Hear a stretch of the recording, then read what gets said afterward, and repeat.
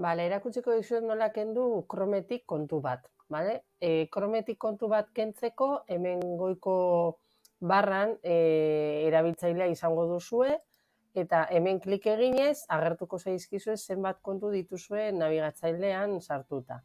Hemendik kontu bat kentzeko, edo guztiak, egin behar duguna da, gurpil honen ikonoan klik egin, administrar usuarios, eta agertuko zaizkigu gure erabiltzaile guztien argazkiak. Zer egin behar dugu?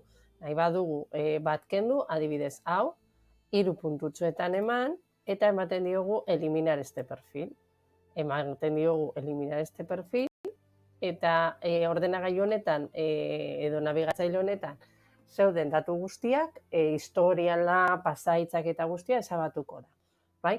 Zer egin behar dugu guztiak kentzeko? Banan joan kentzen hemendik, eliminar este perfil eta guztiak kenduko genituzke. Zer egin justo al revés, kontu bat gehitzeko? Egin behar duguna da klik egin menen eta hemen behan añadir. Bai?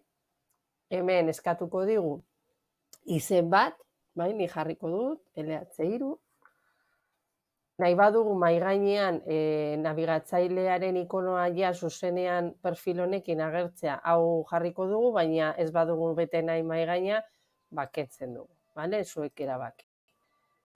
Gehituko dugu kontua, eta orain esango digu ea Chrome erabiltzen dugun jadanik ala ez. Esango diogu baietz, iniciar sesión, eta hemen nire kontua sartuko dut. 03, hori sartu ondoren, pasaitza eskatuko dit berriro.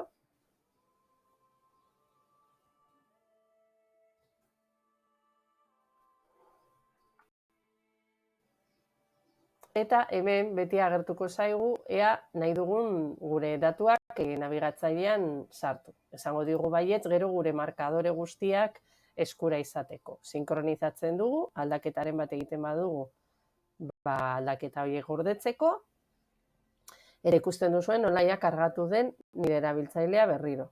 Eta orain badaukat eskuragarri kontua hemen beste kontura pasatzen banaiz, hemen daukat erabiltzaile bat, eta bestera pasatu nahi badut berriro, hemen klik eginez.